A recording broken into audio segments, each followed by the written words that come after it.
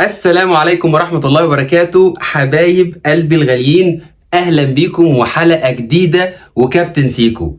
في حلقة النهاردة هنتكلم عن فرمان كولر أصدر فرمان للتخلص من الأجانب، تخيل. وهكلمك كمان عن رحيل قفشة. إيه ده؟ هو قفشة هيمشي؟ هكلمك عن رحيل قفشة.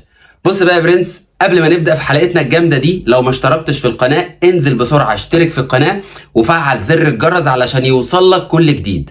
وما تنساش بقى احلى لايك، علشان اللايك ده بيدعمني جدا جدا جدا. عايزين كده اهلاوية نوصل بالحلقة دي ل1000 لايك و10000 مشاهدة بإذن الله. بسم الله الرحمن الرحيم، والصلاة والسلام على أشرف المرسلين.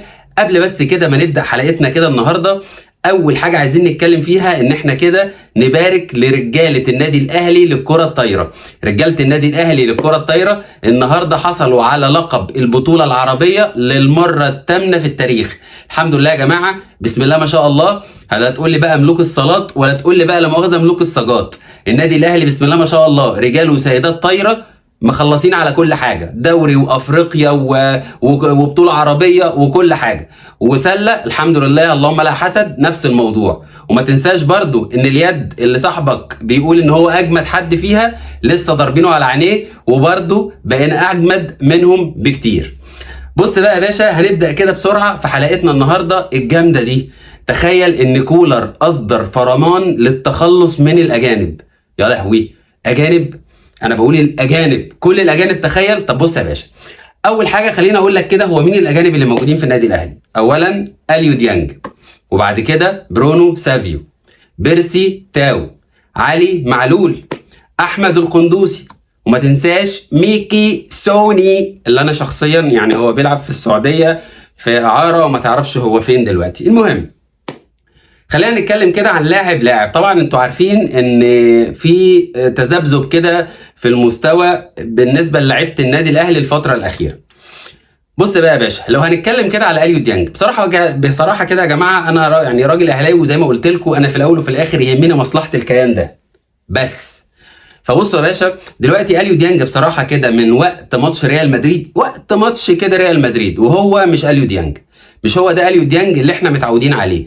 اليو ديانج دماغه مشغوله، تحس كده ان في حاجه، ما بيلعبش بمزاج. من الاخر يا جماعه، اليو ديانج عايز يحترف، وكده كده في كذا عرض اوروبي جايين لاليو ديانج، تمام. علشان كده بقول لك ان اليو ديانج ما بيلعبش بمزاج، وكده كده الاهلي مش هيفرط في اليو ديانج غير على الاقل ب 8 مليون دولار، لان الدبابه الماليه ده خليني اقول لك ان يعني 8 مليون دولار حلو، يعني اقول لك والله قليلين عليه، بس الاهلي مش هيفرط فيه اقل من 8 مليون دولار. تمام يا معلم، تمام يا معلم. نيجي بقى لمين؟ لبيرسي تاو. بيرسي تاو محدش فينا بيختلف عن امكانياته، راجل مهاري، لعيب سريع، لما بتلعبه وينج شغال، لما بتلعبه راس حربة شغال، كل حاجة تمام. ولكن مشكلة بيرسي تاو الاولى والاخيره هي ايه يا برنس؟ الاصابات بتاعت بيرسي تاو كتير، وبالتالي اول ما بيرجع لك من الاصابه مستواه بينزل. على ما يبتدي يرجع يستعيد مستواه تاني، هوب تبص ايه، تلاقي اتصاب تاني. فايه، حاورين يا كيكه حاورين يا كيكه، فالراجل ما بيلحقش يا عيني يلعب. طيب بيرسي تاو ايه بقى العروض اللي جايه له؟ بيرسي تاو في كلام انه سان داونز طالب بيرسي تاو، يعني بيرسي تاو ممكن يرجع سان داونز تاني. وخلينا اقول لك ان في نادي انجليزي درجه تانية برضو عايز خدمات بيرسي تاو. كده اتكلمنا عن ديانج وبيرسي تاو. نيجي بقى لمين؟ لبرونو سافيو. طبعا برونو سافيو ده بقى مشكلته مشكله برضو يا جماعه، محدش فينا بيختلف عن امكانيات ومهارات اللاعب البرازيلي برونو سافيو. لاعب مهاري، يعني تحركاته كويسه، بيلعب كرة حلوه، بيلعب كرة سهله، راعي برازيل يا جماعه. بس في مشكله بقى هنا عندنا، ما تعرفش هل برونو سافيو مش عارف يتأقلم مع اللعيبه؟ مش عارف يتأقلم على الجو في مصر؟ طب مش عارف ينفذ تعليمات كولر؟ طب هل الخطه اللي بيلعب بيها كولر مش مناسبه امكانيات برونو سافيو؟ كل دي يا جماعه علامات استفهام كتيره قوي حوالين كده. يعني برونو سافيو بصراحه مفيش حد اهلاوي، خلينا اقول لك بقى، مقتنع بامكانيات برونو، يعني مش مقتنع بامكانيات برونو سافيو، مش حد اهلاوي راضي عن اداء برونو سافيو. علشان كده انا بقول لك ان برونو سافيو قاب قوسين او ادنى من ان هو يرحل. برونو سافيو الكلام بقى ايه؟ ان هو يرجع للنادي اللي جاي منه، يعني نفس النادي اللي باعه للنادي الاهلي هو بوليفار البوليفي، تمام؟ عايز ياخد زي ما قلتها في حلقه قبل كده انه عايز ياخد ايه؟ برونو سافيو اعاره، ولكن النادي الاهلي عايز يبيعه بيع كامل. وهنا بقى يجي السؤال يا جماعه، يعني الراجل ده اتجاب فلوس كتير، وانت علشان تبيعه ما ينفعش تبيعه باقل من اللي انت جبته منه. يعني برضو دي رساله كده لمجلس اداره النادي الاهلي، ما ينفعش تبيعه باقل ما جبته، الا اذا بقى الصفقات التانيه اللي انت هتبيعها هتعوضك عن الليله دي كلها. في بقى عندنا مين تاني محترفين؟ انا بكلمك خلي بالك عن مين؟ عن المحترفين اللي بتقفش كده لا مؤاخذه بالدولار، تمام؟ الدولار اللي انتوا عارفين يعني دلوقتي هو فين واحنا فين. علي معلول، علولو طبعا بقول لك ايه، ما فيش كلام عليه، حدث ولا حرج، يعني ده احسن باك ليفت جالك اخر 10 سنين، معلش يعني.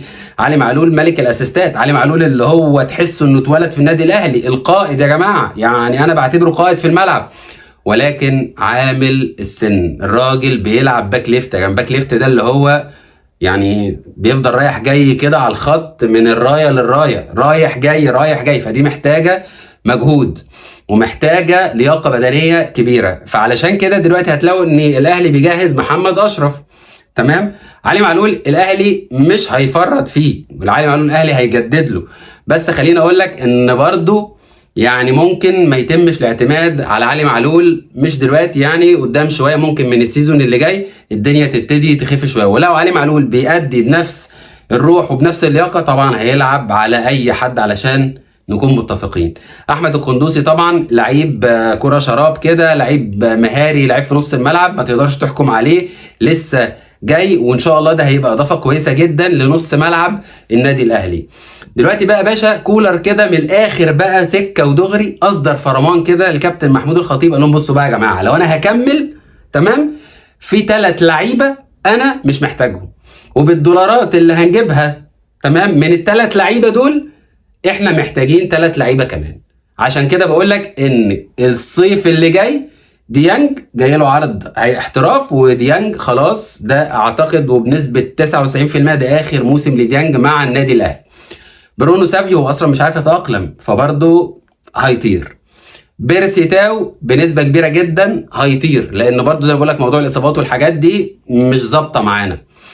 الفلوس بقى اللي الاهلي هيلمها من الليله دي يا جماعه كلها هيجيب بيها 3 لعيبه افارقه، بقول لك ايه، بياكلوا بني ادمين بياكلوا بني ادمين، تمام؟ الاهلي خلص في واحد منهم اللي هو راس الحربه، ولكن لم يتم الاعلان عنه لحد دلوقتي، لسه في كلام مع موليكا ولسه في كلام مع لعيبه تانية، ولكن الاهلي ما اعلنش، بس بنسبه كبيره الاهلي خلص مع راس حربه افريقي. فاضل 2 لعيبه الاهلي برضه هيجيبهم، وخلي بالك ان في بقى حاجه اجمد، ان الاهلي كمان بيفاوض 2 لعيبه افارقه تحت السن، ده هيبقى في ثوره كده افارقه موجوده يا جماعه في النادي الاهلي، تمام؟ فزي ما قلت لك النادي الاهلي الدولارات اللي هيجيبها دي كلها هيجيب بها ايه؟ 3 لعيبه او 5 لعيبه افارقه هياكلوا كده الاخضر واليابس. خلصنا اول موضوع في حلقتنا، اخدك بقى بسرعه على الموضوع الثاني وهو رحيل قفشه. هو قفشه هيمشي؟ طب بص يا باشا، قفشه في انتقالات يناير اللي فاتت جاله عرض من الباطن السعودي، تمام؟ ان هو عايز خدمات قفشه، ولكن كولر ساعتها اتمسك بيه ان احنا طبعا كنا داخلين على بقى عندنا دوري وعندنا كاس وعندنا كاس عالم انديه وعندنا بطوله افريقيا وعندنا سوبر افريقي وعندنا بطوله عربيه، كل الهيلمانه دي، تمام؟ ولكن خليني اقول لك ان قفشه برضه في الفتره الاخيره مش هو ده قفشه تحس ان هو يعني والله مش عايز اكون متحامل عليه بزياده ولا حاجه، ولكن قفشه برضو مستواه الفتره الاخيره نزل. قفشه عنده ميس باص رهيب يا جماعه، قفشه بقى ما بقاش بيبص لقدام، قفشه بقت بتجيله الكوره بيباصي ورا، يعني قفشه ما بقاش بيفتح لعب، ما بقاش بيديك يعني المطلوب من اللاعب رقم 10، ما تعرفش بقى هو فيه ايه. فخليني اقول لك ان الباطن السعودي تاني جدد رغبته في الحصول على خدمات مجدي قفشه، وعشان كده بقول لك ان برضه بالكتير الصيف اللي جاي هيرحل عنا مجدي قفشه. وخلي بالك ان احمد القندوسي بيعرف يلعب يعني البوزيشن بتاع رقم 10 ده كويس جدا. فزي ما قلت لك كولر قال ان هو لو هيكمل مش عايز لا بيرسي تاو وديانج يا جماعه، لو عايز يحترف ما فيهاش مشكله، ومش عايز برونو سافيو، والفلوس ان شاء الله اللي هتيجي للنادي الاهلي دي هنجيب بيها 3 لعيبه زي ما قلت لكم افارقه او 5 لعيبه، يعني 5، 3 منهم كبار و2 منهم ان شاء الله تحت السن. خد الاخبار دي واعتمد ان شاء الله وتوكل على الله، وانا مش هضلك. ولو متابعني هنا في القناه هتعرف ان كل الاخبار اللي انا بقولها لك ان شاء الله هي اخبار صحيحه 100%. خلصت حلقه النهارده، يا رب تكون حلقه النهارده عجبتكم. اشوفكم على خير وحلقه جديده. سلام.